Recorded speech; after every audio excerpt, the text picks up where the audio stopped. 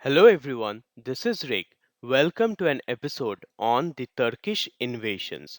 Now this video is made according to the Class 7 syllabus of ICSE or CISCE Board. However, if you are interested in history, you can obviously go through this video. This has been done in a more detailed way than what is required in the Class 7 syllabus. So it will help anyone to revise their chapter better. And this video also has important questions and their answers, which will help you to understand this discussion in a better way.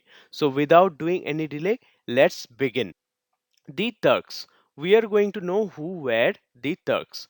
So, after the decline of the Abbasid caliphs in the 9th century CE, led to the fragmentation of their empire into smaller independent Islamic states. So, the Abbasid Caliphate was in the later part of the Islamic empire, and Caliphate was a socio political and religious organization for the Muslims who controlled a vast empire from Central Asia. So, in about 9th century CE, the Abbasid caliphs declined. Hence, all the territories which were under the Abbasid caliphs declared their independence. And so, all the smaller independent Islamic states came into existence. The Turks rose to power during this period, emerging as dominant rulers in Central Asia. So the Turks were among the fragmented rulers who originated from the decline of the Abbasid caliphs. And so they fought with the other clans and other rulers of the area and made themselves the dominant ruler of Central Asia, with Ghazni and Ghor being prominent states. These are names of places. These are names of places from where Turkish invaders came, Ghazni and Ghor. The Ghaznavids and the Ghurids were known for their organized armies, innovative warfare tactics, and ambitions for territorial expansion. So, Ghaznavids are the people belonging from the territory of Ghazni, and Ghurids are the people belonging from the territory of Ghor.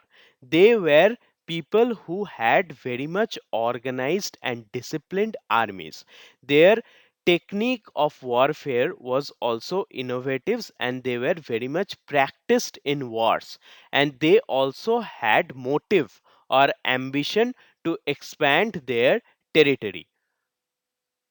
Turkish rulers like Mahmud of Ghazni and Muhammad Ghori significantly influenced Indian history through their invasions in 11th and 12th century. So many people think that Mahmud of Ghazni is the name. No, Mahmud was a person from Ghazni, from the territory of Ghazni, who came to India. And similarly, Muhammad was the name of a person who came from the territory of Ghor, and they invaded India in 11th and 12th centuries and laid the foundation for the Islamic Empire. These invasions paved the way for the establishment of Delhi Sultanate, marking the start of Muslim rule in northern India. So it was because of these people, or it was because of their invasions, that the Delhi Sultanate was founded, and that was the start of Islamic rule in northern India. Now we will see in detail about the invasion of Mahmud of Ghazni.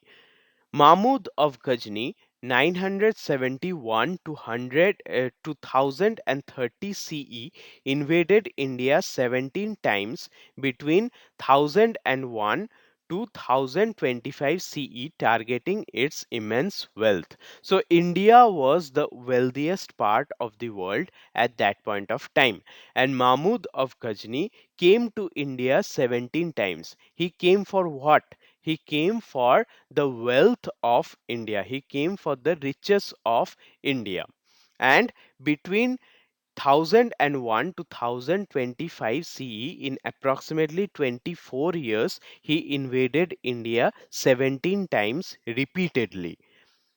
His campaigns focused on plundering temples, cities, and fortifications to fund his empire in Ghazni. So he came to India not to do any kind of good work. He came to India to plunder the temples, to loot or rob the temples, cities, and what did he rob it for?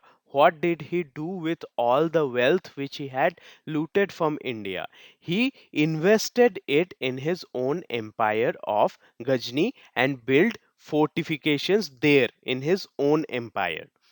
Notable victories included defeat of Jaipal and Anandapal, the rulers of the Shahi dynasty. So Shahi dynasty was the ruling clan of the Rajputs at that point of time. However, they were defeated by Mahmud of Ghazni, and that was the notable victory of Mahmud over the Indian rulers. Mahmud's attack on prosperous cities like Mathura, Kanauj, and Somnath weakened Indian kingdoms significantly. So he attacked on the cities which were very prosperous and had immense deposition of wealth like Mathura, Kanauj, and Somnath. And thus Indian kingdoms became very weak because of Mahmud's attack. Despite his invasions being destructive, Mahmud promoted art and learning in Ghazni, turning it into a renowned cultural and intellectual center. So, by destroying India, he prospered in Ghazni. He looted all the wealth from India and invested it in his own area of Ghazni and made it a renowned cultural and intellectual center. Conditions at the time. How could Mahmud get access to India so easily? How was India looking at that point of time? India in the 11th and 12th century was politically fragmented with numerous small kingdoms ruled by Rajputs. So India did not have a single ruler at that point of time. There were many rulers with their own kingdoms, and they were Rajput rulers, meaning even though they were brave warriors, they were not united together. Hence, they were totally defeated by Mahmud of Ghazni. The Rajputs lacked unity and failed to form alliances, making them vulnerable to foreign invasions. So, Rajput, even though they were the bravest, probably the bravest warriors in world history, but still one of the disadvantage of the Rajputs were they were not united at all, and so they couldn't group together and fight against Mahmud of Ghazni. The social structure was divided, and internal conflicts further weakened the ability to resist external threats. So, the social structure of India was very much divided at that point of time, and there were also internal conflicts. The Rajput rulers, who mainly ruled northern India then, they were totally fighting with each other.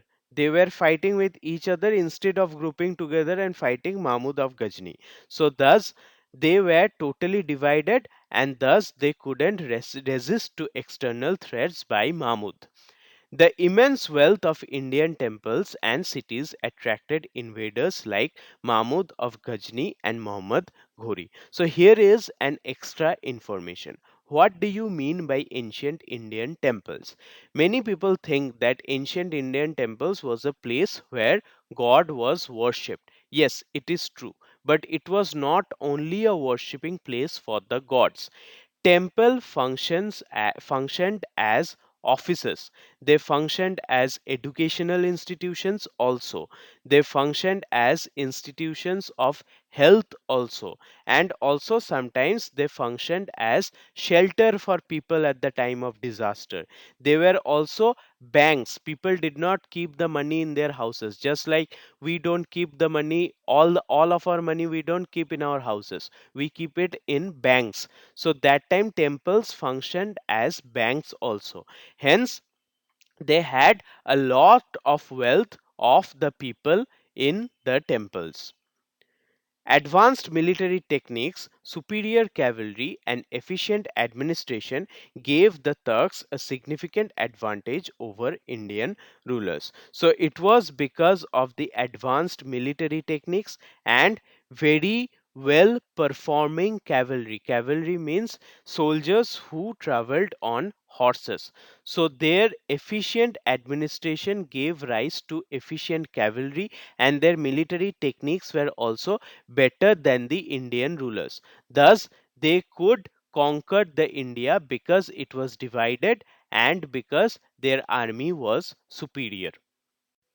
Battle with Jaipal. Jaipal was a brave Rajput ruler of the Shahi dynasty. Even though he resisted against Mahmud of Ghazni, he had to be defeated, or he got defeated. So the first invasion by Mahmud of Ghazni occurred in 1001 CE, targeting King Jaipal of the Shahi dynasty. So Mahmud came, and the first opponent that he faced was brave King Jaipal in 1001 CE of the Shahi dynasty. He was a Rajput ruler. So Jaipal ruled territories spanning from modern Punjab and Afghanistan, but faced defeat near Peshawar. So it was a place near Peshawar where Jaipal was defeated. And Jaipal was the ruler of the territories of modern day Punjab and Afghanistan.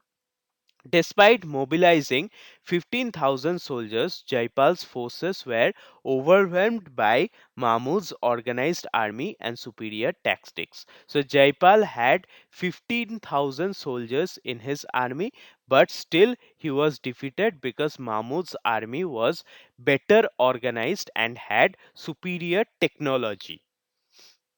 After his loss, Jaipal performed self immolation due to the shame of defeat, and his son Anandapal succeeded him. So Jaipal was defeated even though he fought bravely. He was defeated, and Rajputs are known for their self respect. Hence, he burned himself in funeral pyre, that is called self immolation, because he couldn't face defeat. And later on, he was succeeded by his another brave ruler called Anandapal, who was his son. So this victory provided Mahmud with an entry into northern India, establishing his dominance in the region. So with this victory over Jaipal, Mahmud could get access into the northern India, and he became the dominant looter in northern India. Now battle with Anandapal. After Jaipal, he was succeeded by his son Anandapal. So Anandapal, Jaipal's successor, formed alliances with neighboring rulers to resist Mahmud's invasions. So Anandapal had a bit of strategy in him. So he went to other neighboring rulers and formed an alliance. He led a group of Rajput rulers. And what happened? The most notable battle occurred in 1008 CE near Wahind, where Anandapal gathered a large coalition. So it was in 1008 CE near a place called Wahind, where Anandapal fought against the ruler Mahmud of Ghazni with a large coalition. Large coalition means a group of rulers fighting together. So that is how Anandapal went into war with Mahmud of Ghazni. Despite initial success, a stampede of elephants caused disarray in Anandapal's forces, leading to Mahmud's victory. So there was elephant in Anandapal's forces. Those elephants were very difficult to control.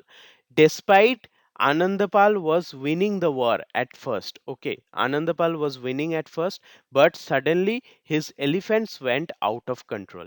And what happened? The elephants killed his own troops, and therefore the army was in confusion. And that confusion state of Anandapal's army was utilized by Mahmud to win the war. The defeat shattered Indian resistance, allowing Mahmud to raid key cities and temples unopposed. So, with this defeat, there was no other opponent in North India, and Mahmud could come and control or loot the temples without any kind of opposition.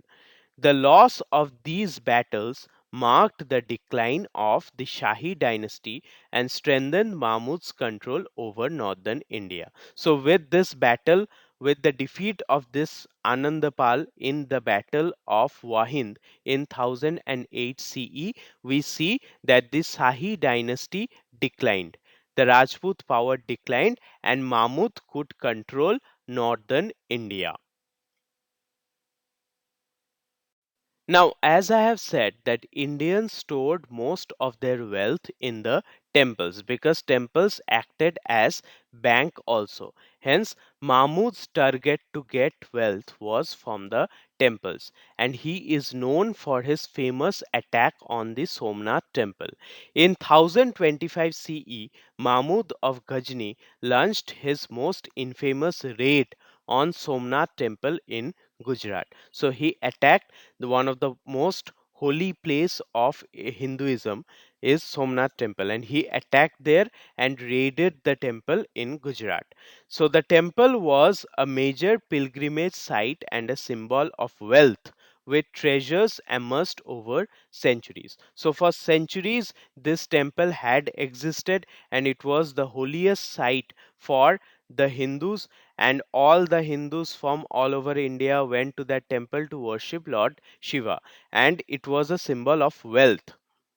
Mahmud's army plundered the temple, destroying idols and seizing vast amounts of gold and jewels. So, Mahmud's army plundered the temple, destroyed the idols inside the temple, and what did they take? They took vast amount of gold and jewels which were stored in the temple.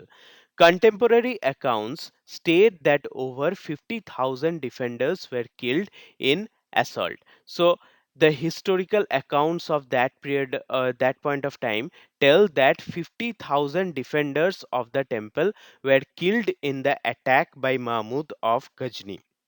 Now it is to be remembered, many people think that how could Mahmud attack Somnath temple even though there was 50,000 people to defend it?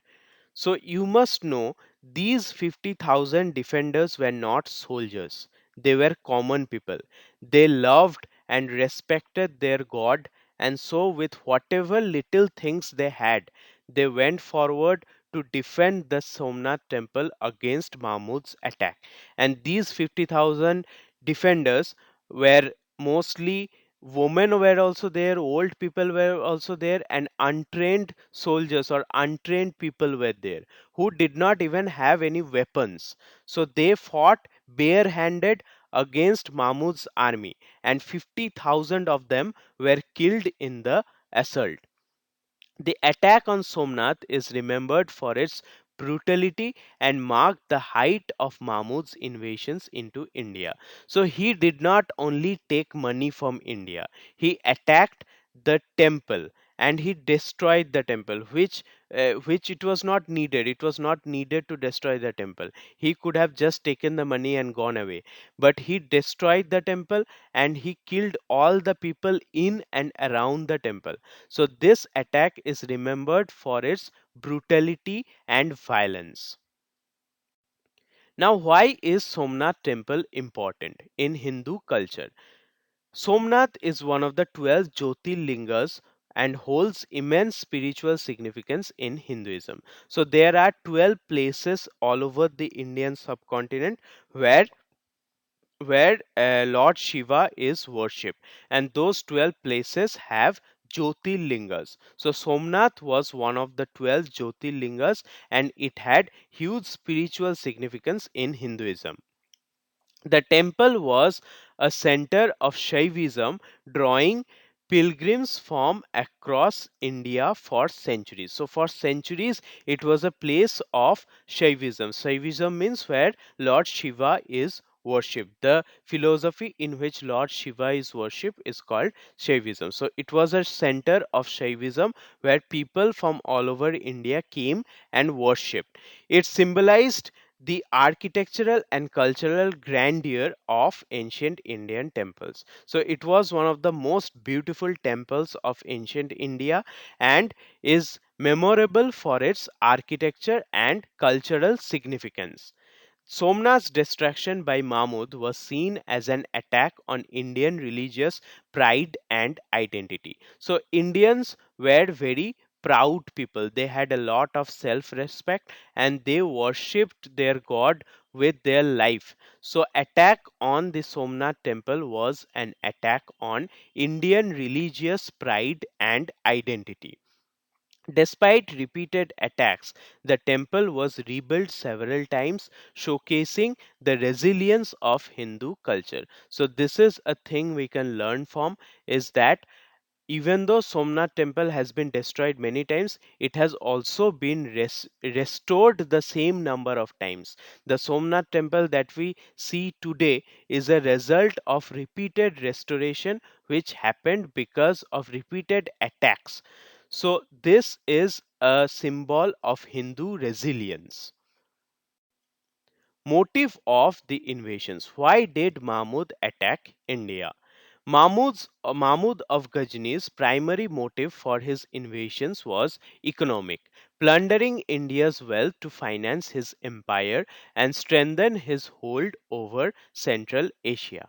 So historians debate whether what was Mahmud's motive behind attack on India, but it can be understood that he attacked India, took the wealth, and invested it in his own kingdom, that is, kingdom of Ghazni. And his intention was to control Central Asia, and for that he needed money.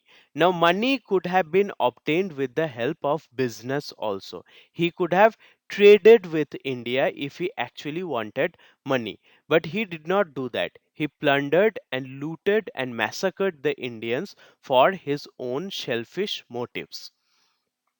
He targeted India's temples and cities, which were repositories of immense wealth, to fund his military campaigns and administrative needs. So, Indian temples funded his military campaigns.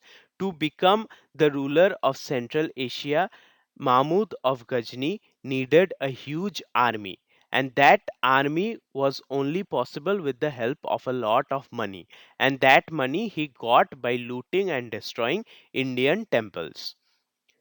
Religious zeal also played a role as Mahmud sought to spread Islam and destroy Hindu temples, though his focus remained on material gains. Even though he only intended to take the wealth, but it is also true that he wanted to spread Islam. And Islam does not believe in idol worship. Hence, Mahmud wanted to destroy the Hindu temples. The fame and glory associated with conquering a rich land like India added to his ambitions, elevating his status among contemporary rulers. So, India was the richest part of the world at that point of time. Hence, if someone can conquer India, that person will become very famous. So, that motive of being famous was also one of the reasons because of which he conquered India. He received a lot of fame and glory in his own territory because he was a ruler who defeated the great and rich Indians. Mahmud's invasions showcased his strategic brilliance and also set a precedent for future invasions by other Islamic rulers, emphasizing the wealth and vulnerability of India. So he not only attacked India, he set example of how to attack India and conquer its wealth. Mahmud was an example for all the future invaders who came to India. They all understood this fact that Indians are not at all united, but they are very rich. Hence, we can easily conquer them and take all their wealth. Now we will see the impact of Mahmud's invasions. What happened because Mahmud invaded India? What happened? What was the result? Mahmud's invasion significantly weakened North Indian kingdoms, especially the Shahi dynasty. So the Shahi dynasty was the last major ruler of northwestern India. They were the last major rulers. Hence, they were totally defeated, and thus there was a power vacuum, means there were no rulers, no proper rulers in the North India. His repeated attacks on cities and temples devastated local economies and disrupted trade networks. So he repeatedly attacked the cities and temples, and therefore business was impossible to conduct. It disrupted all local economies, and also all the trade connections of India were gone because of Mahmud's invasions.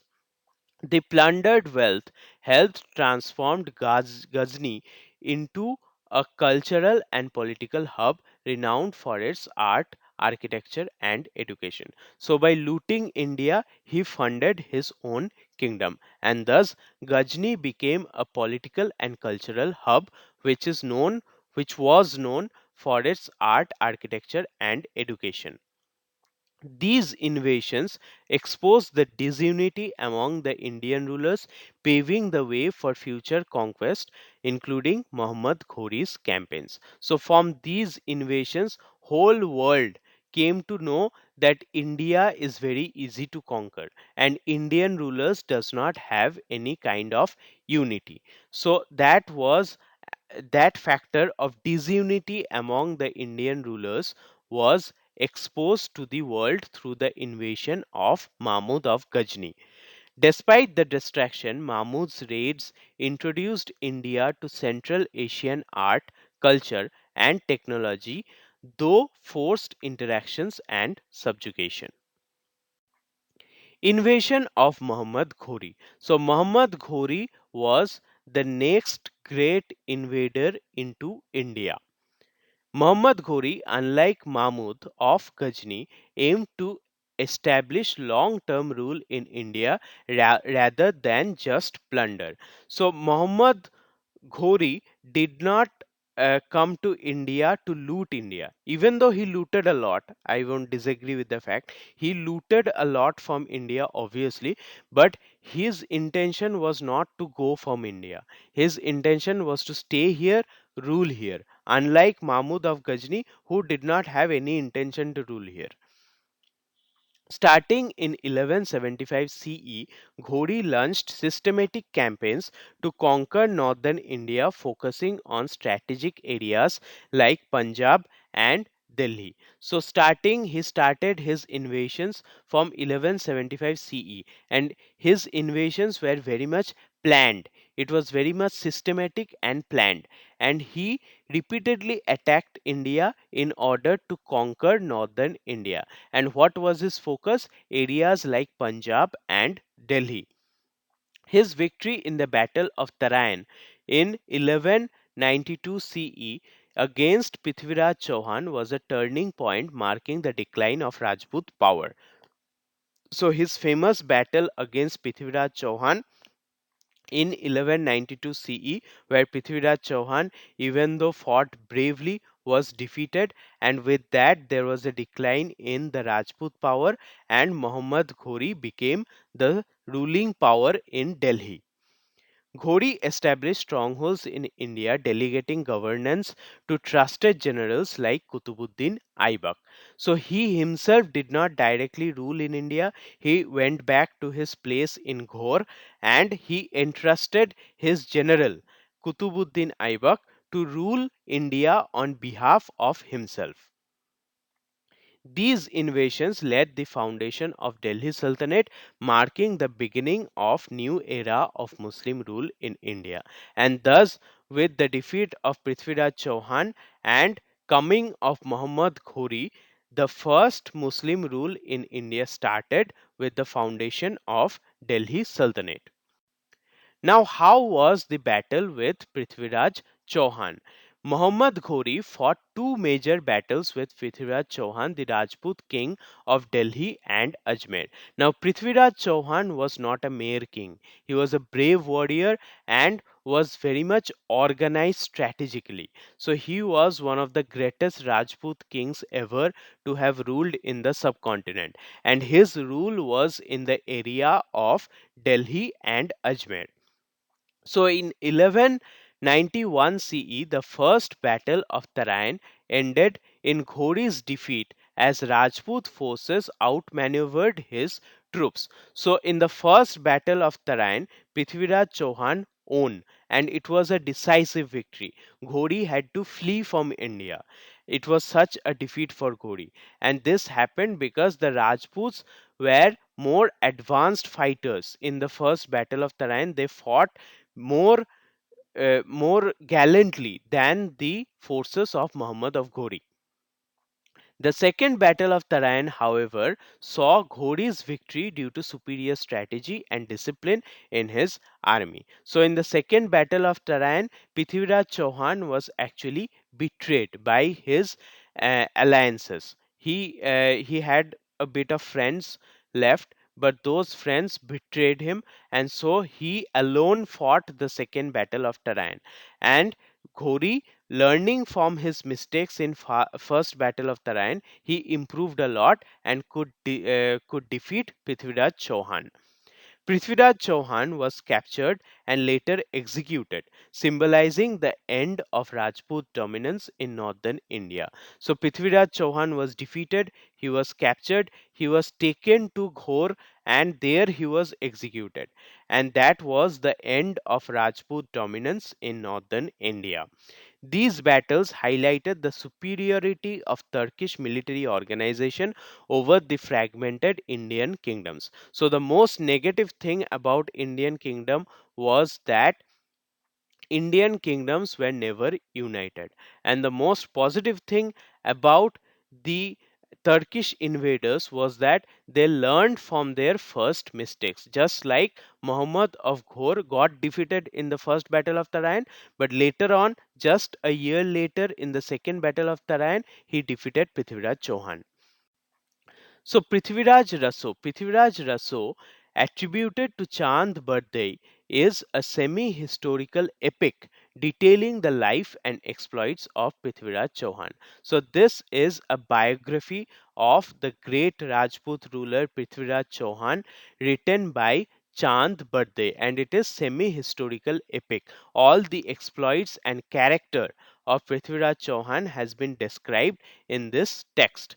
The text romanticizes Prithviraj's heroism, emphasizing his battles against Muhammad Ghori and his defiance in captivity. So, in this text, it is stated that Prithviraj Chauhan was one of the greatest heroes in India, and he fought bravely against Muhammad of Ghori, and even though he was captured, he stayed a king in his ideology and personality until the very end. Until his death, he was brave.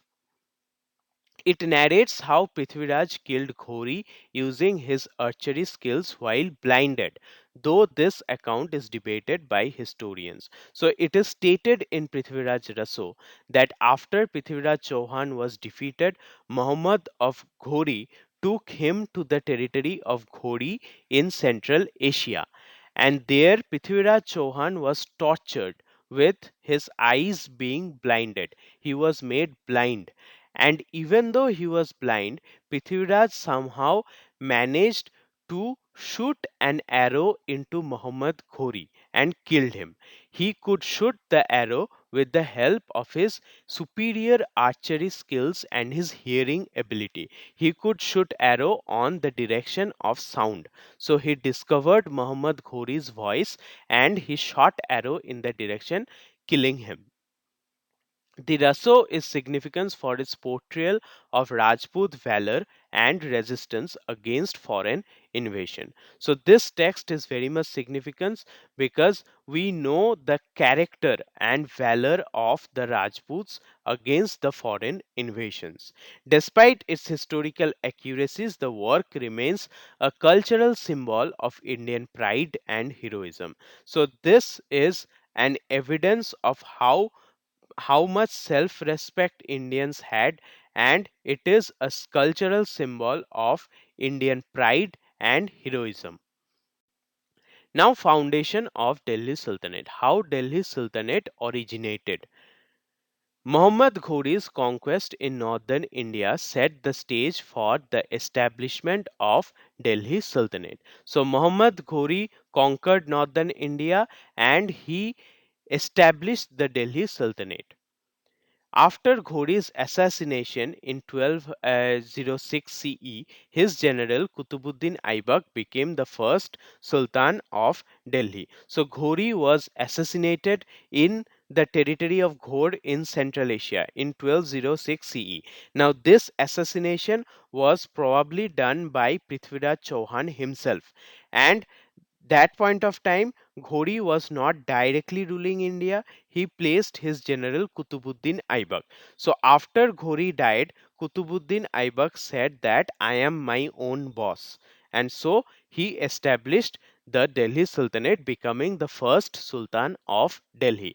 The Delhi Sultanate centralized power and introduced Persian culture, language, and administrative practices in India. So, with the coming of the Delhi Sultanate, we also get the coming of Persian culture, language, and administration in the Indian subcontinent. It marked the beginning of a new political and cultural era, integrating Indian and Islamic tradition. So, it is this time when Islam became an integral part of Indian society because the Delhi Sultans from the outside brought Persian culture, language, and Islamic practices in India. The Sultanate laid the foundation for further expansions under rulers like Iltutmish, Alauddin Khilji, shaping medieval history. So later on, important Delhi Sultanate rulers like Iltutmish and Alauddin Khilji expanded the area of Delhi Sultanate, and thus they shaped medieval Indian history. Now we will go through the questions and answers which may come in your exam. Who was Mahmud of Ghazni? Mahmud of Ghazni was a Turkish ruler known for his 17 invasions of India between 1001 to 1025 CE. What was the primary motive behind Mahmud's invasions? The primary motive was economic, plundering India's wealth in to finance his empire. What happened in the Battle of Peshawar 1001 CE? Mahmud of Ghazni defeated King Jaipal of the Shahi dynasty. Who succeeded King Jaipal after his defeat? Anandapal, Jaipal's son, succeeded him. Why is Somnath Temple significant? Somnath Temple is one of the 12 Jyotirlingas and holds immense spiritual importance in Hinduism. What marked the decline of Rajput power in India? The Second Battle of Tarain in 1192 CE, where Muhammad Ghori defeated Prithviraj Chauhan, marked the decline of Rajput power. What is the Prithviraj Raso? It is a semi historical epic attributed to Chand Bardey, chronicling the life and valor of Prithviraj Chauhan. Describe the political conditions in India during the Turkish invasions. India was politically fragmented with disunited Rajput kingdoms. The lack of unity and outdated military tactics made the region vulnerable to external invasions. The immense wealth of temples and cities also attracted invaders like Mahmud of Ghazni and Muhammad Ghori. Explain the significance of the Battle of Tarain. The first battle of Tarain, 1191 CE, saw Prithviraj Chauhan defeating Muhammad Ghori. However, in the second battle of Tarain, 1192 CE, Ghori defeated Prithviraj, leading to the decline of Rajput power and the establishment of Turkish dominance in northern India. What were the impacts of Mahmud of Ghazni's invasions in India? Mahmud's invasions weakened Indian kingdoms, plundered immense wealth, and disrupted local economies. His actions exposed India's disunity and paved the way for future invasions. However, his invasions also led to some cultural exchanges and influenced the architecture of his era. How did Muhammad Ghori's approach differ from Mahmud of Ghazni? While Mahmud focused on plundering wealth, Muhammad Ghori aimed to establish a permanent rule in India. Ghori's conquest laid the foundation for the Delhi Sultanate. Discuss the importance of Somnath Temple raid by Mahmud of Ghazni. The raid on Somnath Temple in 1025 CE was infamous for its destruction and the immense wealth looted by Mahmud. The temple's destruction symbolized the vulnerability of India's cultural and religious institutions during that time. What were the consequences of Turkish invasions on Indian society and culture? The invasions led to economic disruption, loss of cultural heritage, and weakened political entities. However, they also introduced new architectural styles, administrative systems, and cultural influences that blended with Indian traditions over time. What role did Delhi Sultanate play in Indian history? The Delhi Sultanate centralized power in northern India, introduced Persian culture and administrative practices, and marked the beginning of a new political era. It also set the stage for future Islamic rule in the Indian subcontinent. So that was all about the Turkish invasions in India. Hope you have liked the video and please support me so that I can bring brighter contents in future. Thank you so much for your love and support.